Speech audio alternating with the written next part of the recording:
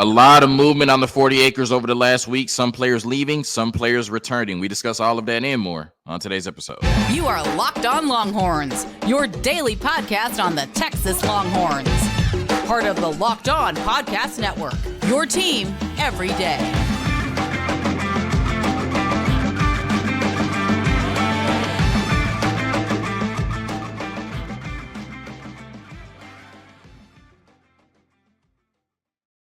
Locked On Longhorns, the show. Jonathan Davis, your host. Today's episode of Locked On Longhorns is brought to you by Jase Medical. Empower yourself when you purchase a Jase case, providing you with a personal supply of 5 antibiotics that treat 50-plus infections. Get yours today at jasemedical.com. That's Jase Medical.com. On today's episode of Locked On Longhorns, once again, we are tracking the recent movement on the 40 acres. We have had players declare for the NFL draft. We have had players who have exhausted their eligibility and would be moving on from Texas. We have had players come out and say they are returning to the University of Texas for the 2024 season. We have had players enter the transfer portal now that their season is over at the University of Texas and possibly their career. And then we have had players who were already in the transfer portal who have announced their next destinations. We discuss all of that. Plus, because it is the last day of college football, Michigan and Washington will be playing in the national championship tonight. I cannot wait for that game. I give my thoughts and my game prediction on who will win the national championship in 2023 in the last segment. All of that and more on today's episode of Locked On Longhorns, part of the Locked On Podcast Network, your team every day. So when the season started in late August, early September, it always felt like we were on borrowed time, right? Like, especially on the podcast, I would say that. Like, I know that we were going to, not take the season for granted and enjoy every moment of it. But, man, the season goes by so fast. And then if you're a football fan, whether NFL or college football, you have a 7 to 8 month offseason, right? Which is ridiculously long, the longest in sports by far, right? So you get so many magical moments and so many special memories through the season, and then it's over for such a long time. And what sucks as college football fans, even though we have a great matchup tonight to watch, is that once Michigan and Washington finish playing, once the clock hits zero, we will not have college football again, actually on the field. We'll have a lot to talk about. We will not have real college football on the field again for 8 months. Right? And that's so disappointing. But like I said, should have a great game tonight. But the next 8 months without college football, I guess we're used to it by now, but it will be hell. Talking about Michigan and Washington in the last segment for sure. But of course, the first 20 minutes, the first 2 segments, we're going to talk about Texas. And as I mentioned, a lot of movement on the 40 acres over the last week via the transfer portal, exhausted eligibility, entering the NFL draft, or players deciding to, give it one more chance, right? And play one more year at the 40 acres heading into the SEC. And so I'm just going to give my thoughts on each player that's leaving or returning or have announced that they are entering the transfer portal or have not made a decision yet, right? I'm just going to kind of run through each player and what their departure or return means for Texas, right? So we're going to start with Xavier Worthy. I believe he was the first one to declare maybe on Wednesday after the game. And if you're on social media, his announcement to enter the draft ruffled some feathers on social media for sure. I think it was an Instagram video he made where he took a shot, not at Texas fans as a whole, but he put like 7 or 8 old tweets of Texas fans bashing him. He put that in his announcement video. So that caused a ruckus on Twitter. I don't think he was wrong for that. I don't think people should use the biggest moments of their life to bash other people. I think you should make it solely about you and what you've accomplished. But I don't think he was wrong, right? Because those people were talking bad on him, and he used it as motivation and, put it in his video. But nonetheless, that's not why we're here, right? Xavier Worthy, one of the most explosive players that 40 acres has ever seen. One of the most productive receivers the 40 acres has ever seen. And when you look at his career stats, he did a little bit of everything, right? 197 catches for 2,755 yards, 26 touchdowns. He had 56 rushing yards over the last 3 years. He had 68 passing yards and a touchdown to JT Sanders over the last 3 years as well. So did a little bit of everything at the 40 acres. He was Sark's first recruit to the University of Texas, the only recruit he brought in for the 2021 class. And Xavier Worthy was our number 1 receiver in 2021 in a 5-7 season. He was our number 1 receiver in 2022 in an 8-5 season. And he was our number 1 receiver in a 12-2 Big 12 championship and college football playoff appearance season. So he's been our number 1 receiver for the last 3 years. And he's been a big part of this culture turnaround and this program turnaround that now has led to the version of Texas that you see today compared to what you saw Xavier Worthy's freshman year in 2021. And when you talk about key moments, these just all came off the top of my head, but there's so many I'm missing because he's meant so much to this Texas football team the last 3 years. Obviously, the first one I think every Texas fan would come up with is the 75-yard screen touchdown against Oklahoma. I think he had already had a 200-yard performance against Texas Tech before that, but I think that play really cemented him as a star at the 40 acres, especially in a game of that magnitude. The screen touchdown this year against Wyoming, most people probably won't remember that, but I was at the game, and that was a game that we were tied 10-10, right, in the fourth quarter, and Xavier Worthy catches a screen, effortlessly from Quinn Ewers, and I think that was the moment where his true speed was on display. I don't think I've ever seen him run faster than that.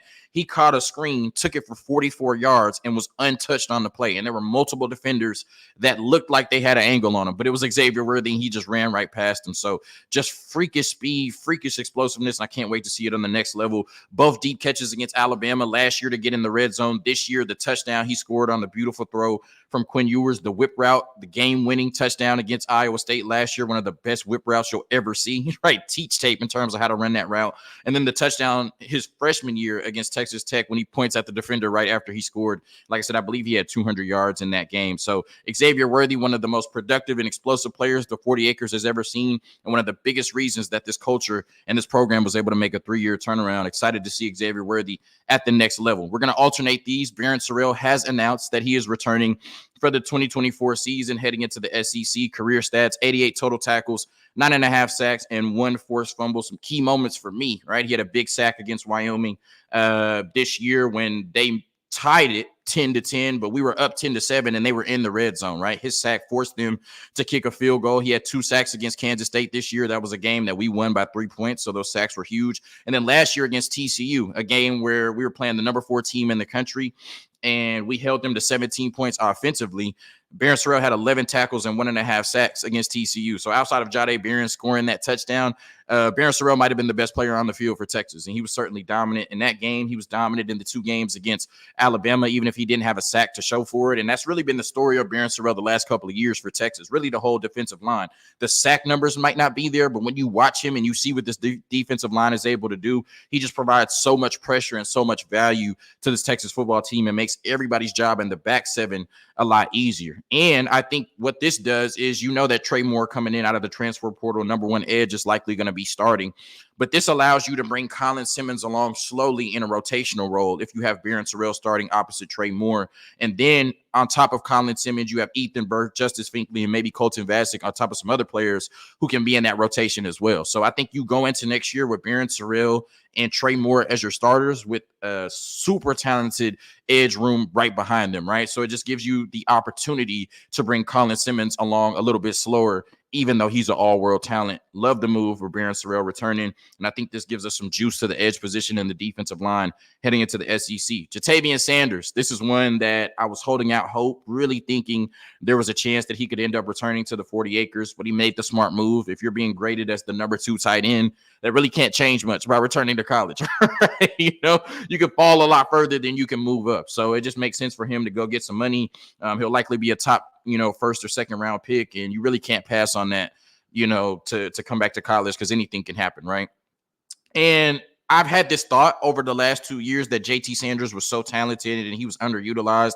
But as I look at the numbers and as I put into perspective who he was competing with for targets, Xavier Worthy, Adonai Mitchell, Jordan Whittington, Bijan Robinson, right? Roshan Johnson, as many passes as they caught last year, and our running backs this season. I think 99 catches for 1,295 yards and 7 touchdowns at the tight end position is pretty productive over the last 2 years. So I do think we could have gotten him the ball, some more at different times, but you can't ask for more than what JT Sanders gave us. And, coming in 2021, a lot of people, because it's a premium position, had the thought that he should play edge. And, we'll never know what that would have looked like. But we have to say that him making the choice to play tight end under Steve Sarkisian was a very valuable choice for him, and probably the right decision for everybody involved, including us, right? Yes, like I said, 99 catches, which is a Texas record for tight ends, 1,295 yards. I think that he came just short of that record, and 7 touchdowns. He had 300-yard games this season. To put that in perspective, Adonai Mitchell had 3 as well. Xavier Worthy only had 2, right? So even though he was our third, fourth option at time, JT Sanders tied for the lead for 100-yard games on the team this year. It just shows how explosive he is, how much of a mismatch problem he is, and how much value he will provide to an NFL team on the next level. Because not only is he explosive in terms of his athleticism and what he can do with the ball in his hands, he's also a hell of a blocker, right? And that just shows in our running game the last 2 years. As much as we've run 12 personnel, JT Sanders was one of the biggest reasons why our run game was so effective, just our offense overall as a whole, because of what he provides in the passing game. Some of the key moments from JT Sanders: the touchdown he had against Oklahoma last year in the 49-0 blowout, one of the best throws I've ever seen from Quinn Ewers, but obviously JT Sanders was on the other side of it. Gashing Alabama for 114 yards this year, including a 50-yard catch right after Bama took the lead 16-13. He comes back with that 50-yard catch down the field. I believe that was the first 100-yard game of his career. And then the middle of the field catch last year in Quinn Ewers' first game against Louisiana Monroe. I guess that would have been JT Sanders' first game as well. And that's also one of Quinn's best throws that I've ever seen. And then just all the blocking. He doesn't get enough credit for it. But like I said, we've been one of the best rushing offenses in the country the last 2 years. And one of the biggest reasons for that is Jatavian Sanders. Wishing him all the best in the National Football League. Cowboys got enough tight ends, but I wouldn't be mad if they drafted him. Right, a quick word from our sponsors. And then we get into Jake Majors returning and Tavondre Sweat and Byron Murphy moving on to the next level, amongst others.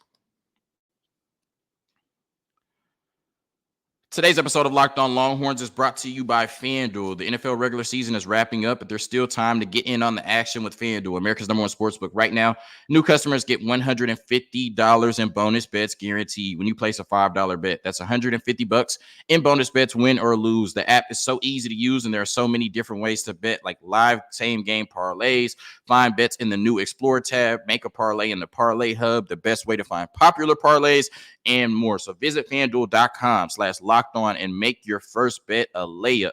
FanDuel, the official partner of the National Football League.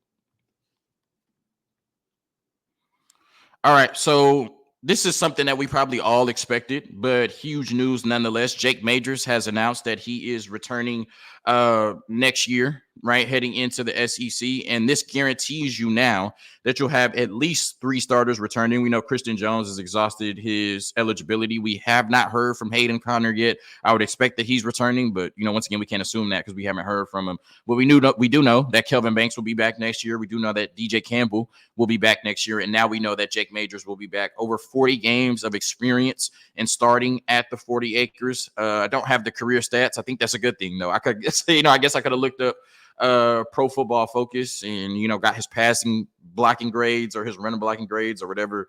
But he's a good center, right? And I think he's meant so much to this offensive line in his time at the 40 acres. I think he's meant so much to a young quarterback and Quinn Ewers over the last 2 years. And he's really kind of like another coach or another quarterback on the field, right? On the offensive line, making sure everybody's in the right place, setting the protections, identifying what he sees on the line sometimes to Quinn Ewers that maybe Quinn Ewers might not even see. So he's just provided so much value, right? And it's funny because the last 2 years we tried to replace him with Junior Angilau, and Junior Angilau tore his ACL. And then we tried to replace him with Cole Hudson this year, and Cole Hudson was banged up, and I think Jake Majors just won that job, right? He's just Teflon, right? Like for 2 years, he's tried to be, he's been on the verge of being replaced at the 40 acres. And I think for 2 years, he's proved his value twice over, right? Even in that Oklahoma game where he got hurt, we looked like a completely different team in the trenches. And I don't think he was in the game when we had 4 straight shots on the 1-yard line and didn't score, right? So talk about, value without being there, right? For sure. So, Jake Majors coming back next year ensures us that we'll have a veteran offensive line at really one of the most important positions on the offensive line. Our run game should be really good, and our offense as a whole should be really good, partly because Jake Majors is returning. And also, when he announced he was returning, Michael Vick, the real Michael Vick, like I had to click on it to make sure, said, congrats, this is a huge move. And I was like, what relationship do Michael Vick and Jake Majors have, right? But if Michael Vick is excited about Jake Majors returning to the University of Texas, then I'm more than excited, right? Because Michael Vick has forgotten more football than I'll ever know. So Jake Majors, definitely one of the most underrated players that has been a part of this turnaround over the last 3 years. Super excited to see him come back for one more season at the 40 acres and keep this offensive line intact. Tavondre Sweat and Byron Murphy. This is where I get sad, right? man, right? You just talk about two legends at the University of Texas and two players that, I could say the same thing about everybody I've said previously about what they've done for the culture over the last 3 years and what they've brought to this team. This was a program that wasn't respected 3 years ago. This was a defense that wasn't respected 3 years ago. And they are two of the biggest reasons that Texas is one of the premier programs in college football again, but Texas looks like they should have a dominant defense right year in and year out. And T'Vondre Sweat and Byron Murphy really laid the foundation for that, right? Just two stalwarts at the University of Texas. And if statues didn't mean so much, I would advocate for Byron Murphy and T'Vondre Sweat to have their own statue outside of DKR, right? You're talking about two players that both caught touchdowns at the University of Texas. I was in the building when Byron Murphy caught his against against Wyoming. Byron Murphy also ran one in. They both played fullback at Texas and helped block for touchdowns. They led the third-ranked rush defense in the country this year. They anchored a defense that allowed 18 points per game at Texas in 2023. They were both named All-Americans. T'Vondre Sweat won Defensive Player of the Year outright, the first Texas player to do it in over a decade. And Byron Murphy won Defensive Lineman of the Year, and they both should be top second or third round, maybe even bottom of the first round picks in the NFL draft. So I don't know how we're going to replace them at the defensive tackle position. Alfred Collins has announced he's returning. That's a huge step to replacing these big guys, but then Trill Carter into the transfer portal. So you definitely need to work on your depth and, replacing the talent in that room. But literally, T'Vondre Sweat and Byron Murphy are larger than life, and they had to enter the NFL draft. I don't think T'Vondre Sweat had any more eligibility, period. And Byron Murphy, that was an easy decision to make. But what they've meant for this program, what they've meant to this program over the last 3 years, what they've meant to this defense over the last 2 years, and what they put on tape this year was just special, right? And it's something that we haven't seen, on a long time in the 40 acres. And I've always said that I'm not watching all 22 after the game. I'm not, watching the trenches as closely as, maybe I should be, or some people like to act like they do, but they jumped off the screen, right? When I'm trying to watch Quinn Ewers or the opposing quarterback, when I'm trying to watch the skill positions, it was hard not to see T'Vondre Sweat and Byron Murphy. So super sad they're leaving, but I know they got to, move on and fulfill their dreams at the next level in the NFL. But, like I said, just like two players that embodied the culture and the success of the University of Texas. And if statues, like I said, if they weren't so prestigious, I would advocate for T'Vondre Sweat and Byron Murphy to have a statue outside of DKR. Jordan Whittington, this is where I continue to get emotional, right? It's funny because I said like the last 2 years he was underutilized at Texas. I'm still standing on that. Somebody was so mad when I said that on my audio they left a negative review and turned the podcast off. And I'm going to say it once again, right? Jordan Whittington was underutilized at the University of Texas the last 2 years. And we know how his journey started, right? Not being able to overcome injury, constantly dealing with, hard times and injury, and he persevered through it, right? And, you just talk about a leader on this football team, a culture builder on this football team, and a damn good player when he actually got the ball, right? You look at his career, 141 catches for 1,757 yards and 5 touchdowns, just based on his talent level and what he came out of, Cuero High School with. He probably could have doubled that up, right? If he was able to stay healthy, and we featured him all 5 years that he was here. But like I said, just a culture builder, right? He had been here since 2018, and so he had seen it all, right? The bad times of the University of Texas, the good times of 2018 where we thought we were back on the rise, going 5-7, hitting rock bottom, and, being in this game, 11 yards away from going to the national championship game. So he saw it all at the University of Texas, and he was a part of getting the University of Texas through it all. And like I said, he was a damn good receiver when he got the ball, and the effort he showed while blocking just showed what he meant to the University of Texas. In his speech after, when he, said he was leaving, he said, "I didn't play at Texas. I played for Texas." Right. And I think that just embodies what Jordan Whittington is and what he's meant to this program over the last few years.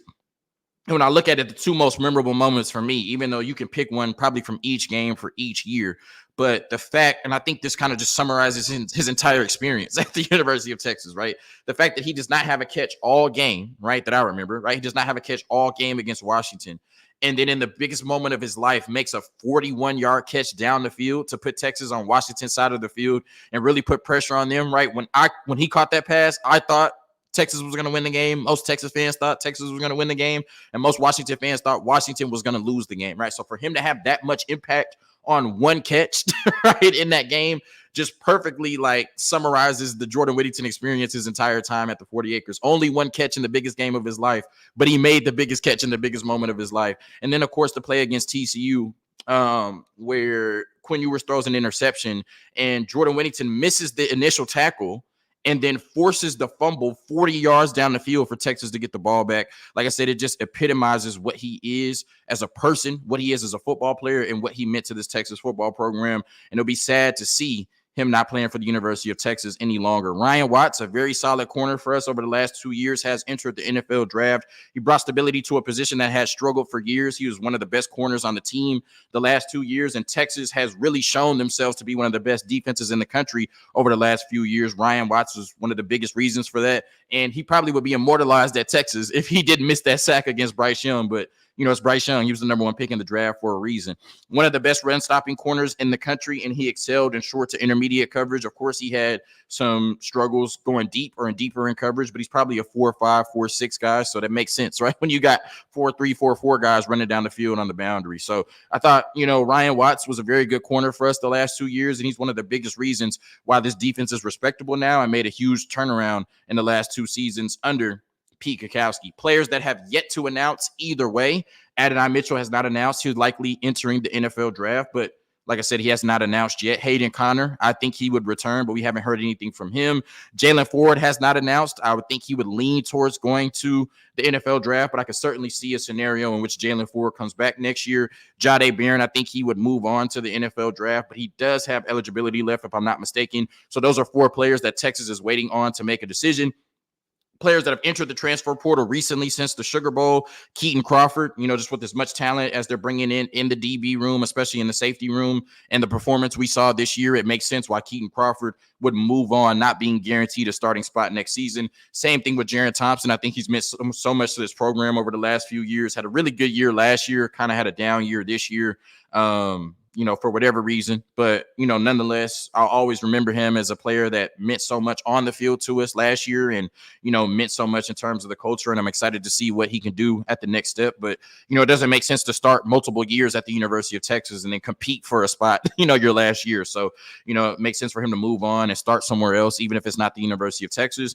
And then Charles Wright, right? He's held it down as our scout team backup quarterback for years. And, with Trey Owens coming in, this now gives Charles Wright a chance to go somewhere and hopefully compete for a starting spot, right? He's got a degree from the University of Texas, but he came here to play football. And hopefully he gets to play football. And then players that have committed that were already in the transfer portal, Isaiah Nayor is headed to Nebraska. Excited to see what he does there. Jalen Catalon and Casey Kane both headed to UNLV.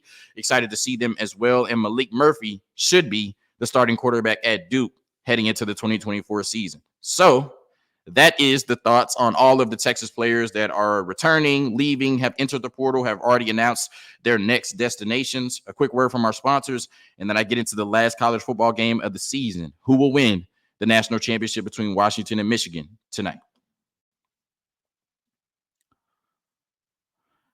I know we came to sports to escape from some of the crazy realities of real life, but can we talk just for a minute about preparing for real life? According to the FDA, pharmacies are running out of antibiotics like amoxicillin right in the middle of the worst flu season in over a decade. This is scary. I can't imagine a more helpless feeling than if one of my family members or one of your kids got sick while a supply chain issue kept them from the life-saving medication they needed. Thankfully, we'll be okay because of Jase Medical.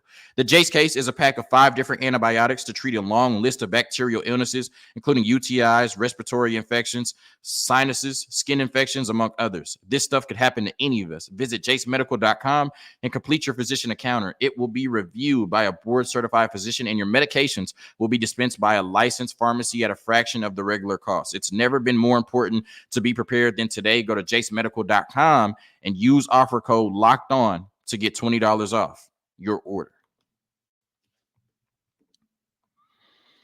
All right, as I've said a million times on this podcast episode, tonight is the last night of college football before we have to go through an 8-month grueling offseason. It won't necessarily be grueling for me because I've been clamoring to get some Texas Rangers baseball, but of course I'm going to miss football for 8 months. My thoughts on Michigan and Washington tonight. I think Washington wins, right? I think Washington wins because what we've seen in college football is when you have elite quarterback play and NFL wide receivers, that has been enough to put you over the edge really the last few years, right? In the new era or modern era of college football. We saw it with Trevor Lawrence, right? We saw it with Tua Tagovailoa when he came in the game to replace Jalen Hurts and throw the ball to Devontae Smith, the game winner, right? We saw it with Deshaun Watson, right? We saw it with Mac Jones when he won the championship. I'm missing some people. Joe Burrow in 2019 when he won the championship with Jamar Chase and Justin Jefferson. Then we saw it with Mac Jones. We saw Justin Fields get to the championship, but he couldn't win it because he was going against Steve Sarkisian and Mac Jones and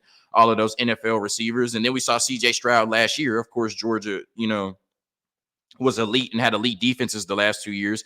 But CJ Stroud was a missed, I think it was less than 40 yards, right? Like a missed 40-yard field goal away from leading Ohio State to probably beating TCU in the national championship. So elite quarterback play and NFL wide receivers is what wins in college football these days. And they have elite NFL quarterback in Michael Penix Jr. and 3 elite wide receivers that are NFL ready right now. And Jalen Polk, Jalen McMillan, and Rome Odunze. And I think that's just enough to win the national championship, right? I think that's the reason they've won 22 straight games. And I think the reason that people are asleep on Washington is we keep expecting them to, I guess, play like a Pac-12 team, or we keep putting this like false narrative on them that they're soft, right? And a lot of people are saying, oh, Michigan's just going to run through them. They're going to dominate them on the trenches. Michigan has not played a quarterback as good as Michael Penix Jr. all year. The best quarterback they've played was either Kyle McCord or Jalen Milroe, who I would say in a nice way are at least 2 steps down from Michael Penix Jr. and what he's able to do.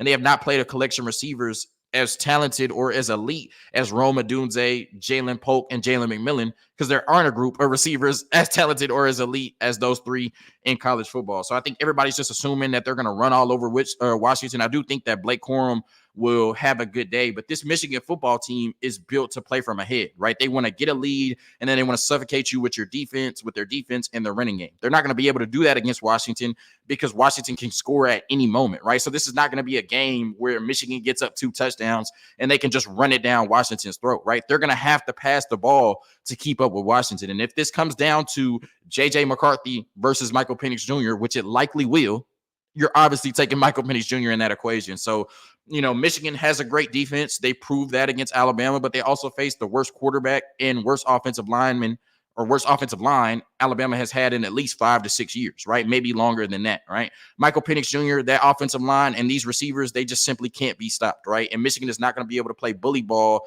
be up 14 and just run the ball down their throat and run the clock out like they were able to do in Big Ten football. They're going to have to beat Michael Penix Jr. in this passing game with their passing game. And anybody that has watched Michigan football all year does not think they can do that, right? The only people that are picking Michigan are the people that think that Washington is soft and that Michigan will be able to dominate them in the trenches and run all over them. But like I said, offense, great passing, elite wide receivers, that's what wins natties in college football. Washington has that. Michigan doesn't. Give me the Huskies in an upset to win the national championship and get their 22nd or 23rd straight win under Caleb DeBoer. Thank you for tuning in to another episode of Locked On Longhorns, part of the Locked On Podcast Network, your team every day. Hook 'em. Peace.